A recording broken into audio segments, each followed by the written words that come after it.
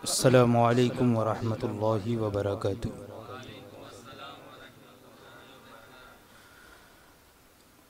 नहमदुहु व नुसल्ली व नुसल्लिमु अला रसूलिहिल करीम। अम्मा बाद फ़अऊज़ु बिल्लाहि मिनश शैतानिर रजीम। बिस्मिल्लाहिर रहमानिर रहीम। वअल्लम आदमल अस्माअ कुल्लहा सुम्मा अरदहुम अलल मलाइकति फ़क़ाल अंबिऊनी बिअस्माइ हाउलाइ इन कुंतुम सादिक़ीन।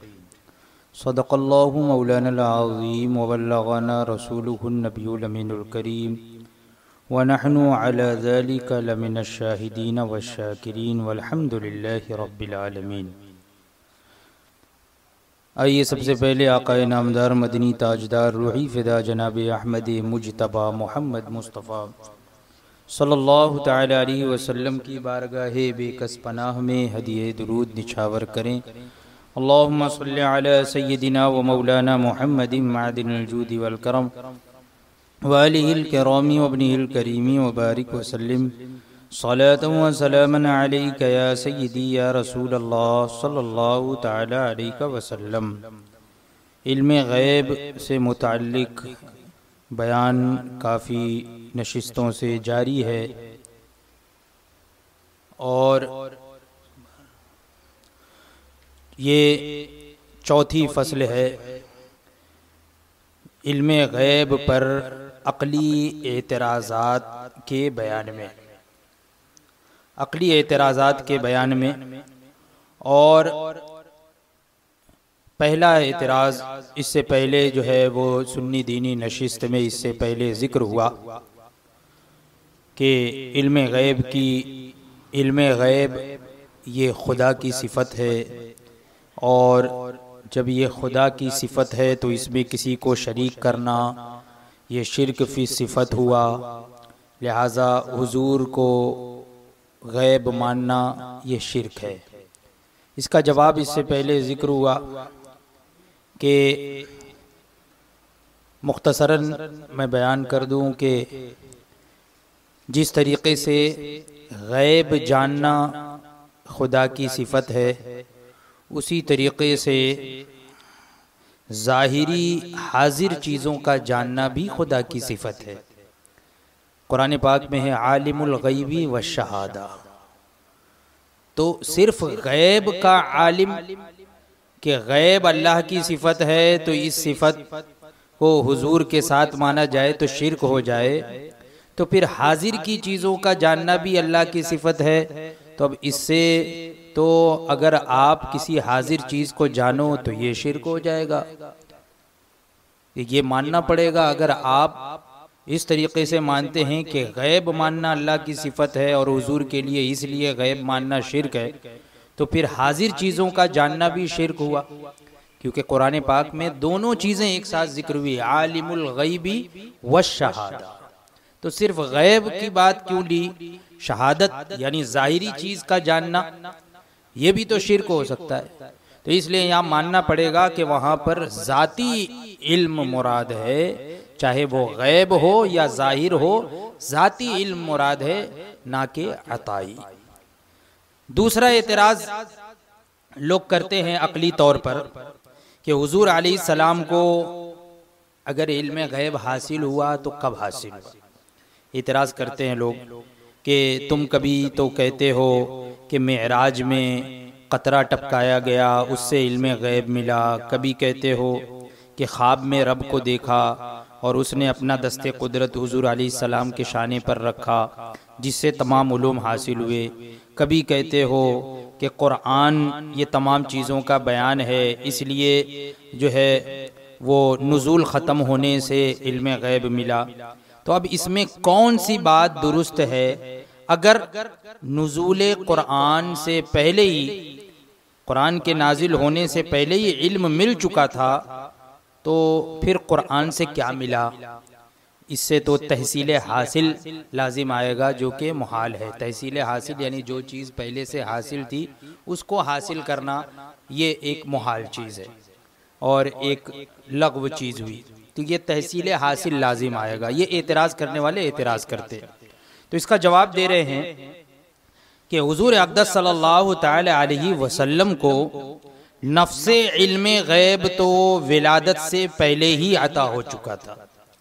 यानी जो नफ्स इल्मे गैब जाती, जो इल्मे गैब यानी बिज़ात, यानी जिसे इल्मे गैब कहा जाता है, तो इल्मे गैब तो हुजूर अक़दस सल्लल्लाहु ताला अलैहि वसल्लम को विलादत से पहले ही अता हो चुका था, क्योंकि आप विलादत से क़ब्ल, विलादत से पहले आलमे अरवाह में भी नबी थे।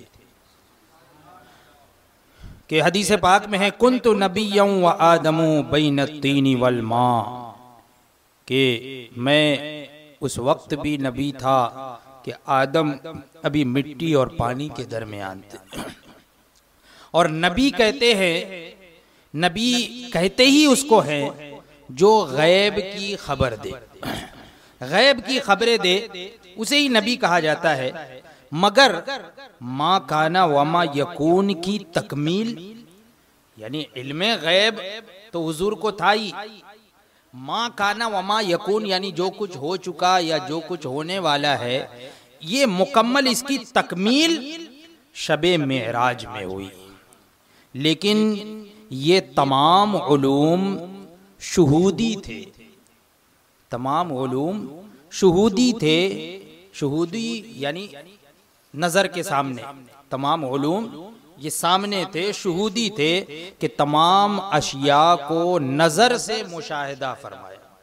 हुजूर ने अपनी नजरों से देखा, तमाम हिजाबात उड़ गए तो हुजूर ने अपनी नजरों से मुशाहिदा फरमाया। तो यहां पर ये तमाम उलूम ये शुहूदी हुए। फिर कुरान ने उन्हीं देखी हुई चीजों को बयान फरमाया, यानी हुजूर ने पहले ही देख लिया, ये उलूम शुहूदी हुआ। और फिर उसके बाद कुरान ने उन्हीं देखी हुई चीजों का बयान फरमाया। इसीलिए कुरान में है तिबयानन लिकुल्ली शै, हर चीज का बयान, कुरान में हर चीज का बयान। और मेराज में क्या हुआ? मेराज में हुआ फतजल्ला ली कुल्लु शैइन व अरफ्तु, यानी मेरे लिए हर चीज वाज़े कर दी, जाहिर कर दी अल्लाह तबारक व तआला ने, और मैंने हर चीज को पहचान लिया। ये मतलब हुआ। तो देखना और है और बयान ये कुछ और है। एक होता है देखकर इल्म हासिल करना, और एक है उसका बयान, यानी उसका जिक्र करना, उसके बारे में बयान कर देना कि ये फला है, ये फला चीज़ है, ये फला चीज़ है, ये फला चीज़ है। जैसे कि एक जहन को करीब करने के लिए कि आपके सामने कोई नई चीज़ रख दी गई जिसका नाम आपको पता नहीं कि ये कौन सी चीज़ है, आपने उसे देख लिया, तो देखकर आपको इल्म हासिल हो गया कि ये कोई इस तरह की चीज़ है, इस बनावट की चीज़ है, इल्म तो हासिल हो गया। लेकिन उसका बयान हासिल नहीं हुआ कि इसको कहते क्या है, इसका नाम क्या है, इसका काम क्या है, ये बयान हासिल नहीं हुआ। तो हुजूर अक़दस सल्लल्लाहु ताला अलैहि वसल्लम को मा काना व मा यकून का इल्म और उसकी तकमील जो है वो मेराज के सफर में ही हो गई। यानी मेराज में आपने सब चीजों का मुशाहिदा फरमा लिया, फिर उसके बाद कुरान पाक से उन चीजों का बयान हुआ। तिबयानन लिकुल्ली शै, हर चीज का बयान। तो बयान और है और मुशाहिदा कुछ और है। वही फरमा रहे हैं कि देखना और है, बयान कुछ और। जैसे कि हजरत आदम अला नबीना अलैहि सलातो वस्सलाम को अल्लाह तबारक व तआला ने पैदा फरमा कर उनको तमाम चीजें दिखा दी, तमाम चीजें दिखा दी। कुरान पाक में है कि अल्लाह तबारक व तआला ने हज़रत आदम अलैहिस्सलाम को पैदा फरमाया और तमाम चीज़ें दिखा दी। बाद में उनके नाम बताए, वअल्लमा आदम अल-अस्माअ कुल्लहा, बाद में उसके नाम बताए। तो पहले दिखा दी, तो वो दिखाना जो है वो मुशाहिदा था, और जो नाम बताया गया ये बयान हुआ, वो हुआ मुशाहिदा और ये है बयान। अगर चीज़ें दिखाई नहीं गई थी, अगर चीजें दिखाई नहीं गई थी, अगर कोई ये कहे कि कैसे आप ये कह सकते हैं कि दिखाई गई, सिर्फ नाम बताया गया, दिखाया नहीं गया, क्योंकि कुरान में तो दिखाने का लफ्ज है नहीं। तो फरमाते हैं अगर चीजें दिखाई नहीं गई थी तो फिर आगे सुम्मा अरदहुम अलल मलाइकती के क्या माना होंगे, यानी फिर उन चीजों को मलाइका पर पेश फरमाया। वही चीजें जिन चीजों का नाम, जिन चीजों के नाम अल्लाह तबारक व तआला ने हजरत आदम अलैहिस्सलाम को सिखाए, उन्हीं चीजों को आगे इरशाद हुआ मलाइका पर पेश फरमाया। पता ये चला कि पहले हजरत आदम अलैहिस्सलाम को पेश फरमाया, पहले हजरत आदम अलैहिस्सलाम पर उन चीजों को पेश फरमाया, फिर उनके नाम बताए, फिर उन्हीं चीजों को मलाइका पर पेश फरमाया। अगर हजरत आदम अलैहिस्सलाम को दिखाया नहीं गया था, सिर्फ नाम बताया गया होता, तो फिर हजरत आदम अलैहिस्सलाम पहचानते कैसे? आगे इरशाद हुआ ना कि मलाइका पर उसको अल्लाह तबारक व तआला ने उन चीजों को पेश फरमाया। तो जब मलाइका पर पेश फरमाया तो इससे यह साबित हुआ कि पहले हजरत आदम अलैहिस्सलाम पर भी उन चीजों को पेश फरमाया, फिर उनके नाम बताए, सुम्मा अरदहुम अलल मलाइका, फिर उनको पेश किया मलाइका पर, यानी फिर उन चीजों को मलाइका पर पेश फरमाया। लिहाजा दोनों कौल सही हैं कि मेराज में भी इल्म मिला और कुरान से भी मिला, दोनों कौल सही। अगर कहा जाए कि फिर नुज़ूल कुरान से क्या फ़ायदा, सब बातें तो पहले ही से हुजूर को मालूम थी, बताई जाती है नामालूम चीज़, यानी नामालूम चीज़ को बताया जाता है, तो इसका जवाब ये है कि नुज़ूल कुरान सिर्फ हुजूर अक़दस सल्लल्लाहु ताला अलैहि वसल्लम के इल्म के लिए नहीं होता, बल्कि उससे हज़ारहा दीगर फ़ायदे होते। मसलन ये कि किसी आयत के नुज़ूल से पहले उसके आकाम जारी ना होंगे, उसकी तिलावत वगैरह नहीं होगी। अगर नुज़ूल कुरान हुजूर अलैहिस्सलाम के इल्म के लिए है तो बाज़ सूरतें 2 बार क्यों नाजिल हुई? बाज़ सूरतें ऐसी भी हैं कि 2 बार नाजिल हुई।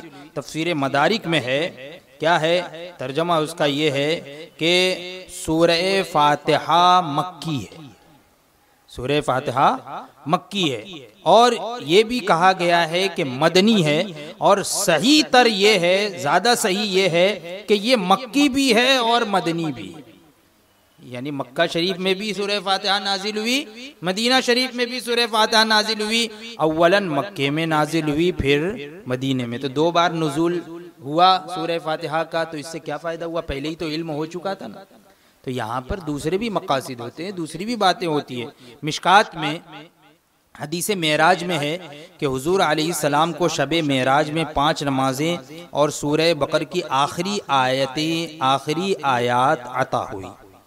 इस हदीस की शरह में मुल्ला अली कारी ने सवाल किया कि मेराज तो मक्के मुअज़्ज़मा में हुई और सूरह बकरा जो है वो मक्की नहीं है बल्कि मदनी है, यानी सूरह बकरा मदीना शरीफ में नाजिल हुई है, हिजरत के बाद नाजिल हुई है। मदनी उसे कहते हैं जो हिजरत के बाद जो सूरतें नाजिल हुई उसे कहते हैं मदनी, और जो हिजरत से पहले जो सूरतें नाजिल हुई उसे कहते हैं मक्की। तो हजरत मुल्ला अली कारी ने सवाल किया कि मेराज तो मक्का मुअज़्ज़मा में हुई और सूरह बकरा मदनी है, फिर उसकी आयात मेराज में कैसे अता हुई? तो जवाब देते हैं कि खुलासा ये है कि इसमें वही मुकर्रर हुई हुजूर अलैहिस्सलाम की ताज़ीम और आपके एहतमाम शान के लिए, आपके शान के एहतमाम के लिए। पस अल्लाह ने उस रात बगैर वास्ते जिब्रील वही फरमा दी, यानी उस रात भी वही फरमाई। तो ये हुजूर अलैहिस्सलाम की ताज़ीम और आपके एहतमाम शान के लिए। और फिर उसके बाद में मदीना शरीफ में यानी हिजरत के बाद हजरत जिब्रील अमीन जो है वही आयत लेकर नाजिल हुए। हालांकि वो हुजूर अलैहिस्सलाम को बगैर वास्ते जिब्रील के अल्लाह तबारक व तआला ने मेराज में ही वही फरमा दिया। इसी हदीस के मातहत लम्हात में है कि शबे मेराज में ये आयात बगैर वास्ते के उतरी, फिर इनको जिब्रील ने उतारा तो कुरान में रखी गई, यानी मुसहफ शरीफ में रखी गई। बताओ कि 2 बार नुज़ूल किस लिए हुआ? हुजूर अलैहिस्सलाम को तो पहले नुज़ूल से इल्म हासिल हो चुका था, नीज यहाँ पर एक और बात ये कि हर साल माह रमजान में जिब्रील अमीन हुजूर अलैहिस्सलाम को सारा कुरान सुनाते थे। यानी अभी पूरा कुरान नाजिल नहीं हुआ था, लेकिन जिब्रील अमीन हाजिर होते और पूरे कुरान का दौर फरमाते थे, सारा कुरान सुनाते थे। तो अब इससे ये इल्म हुआ कि नहीं, पहले ही पूरे कुरान।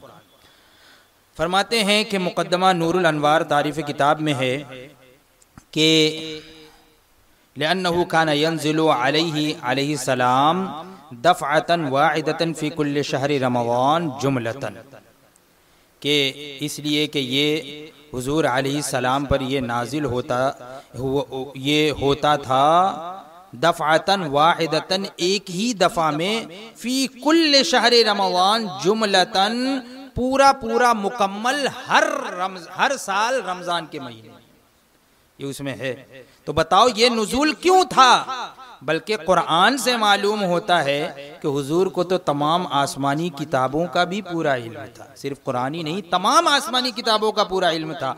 रब तबारक व तआला फरमाता है, या अहलल किताब क़द जाअकुम रसूलुना युबय्यिनु लकुम कसीरम मिम्मा कुंतुम तुख्फून मिनल किताबि व याफू अन कसीर, यानी ए अहले किताब, तुम्हारे पास हमारे वो रसूल आ गए जो तुम्हारी बहुत सी छुपाई हुई किताब की बातों को जाहिर फरमाते हैं और बहुत से दरगुजर फरमाते हैं।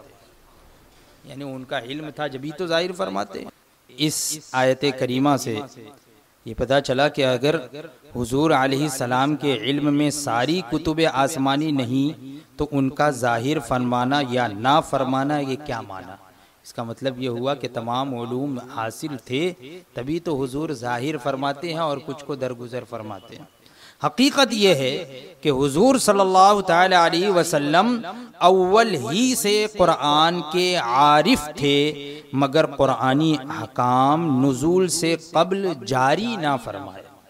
आरिफ थे लेकिन अहकाम कुरानी अहकाम, यानी जो जैसी ज़रूरत हुई वैसे अहकाम का नुज़ूल होता रहा, तो ये नुज़ूल से पहले हुजूर ने जारी ना फरमाए। इसीलिए बुखारी की पहली हदीस में है कि हज़रत जिब्रील अलैहिस्सलाम ने गारे हिरा में पहली बार आकर अर्ज़ किया, इक़रा, आप पढ़िए।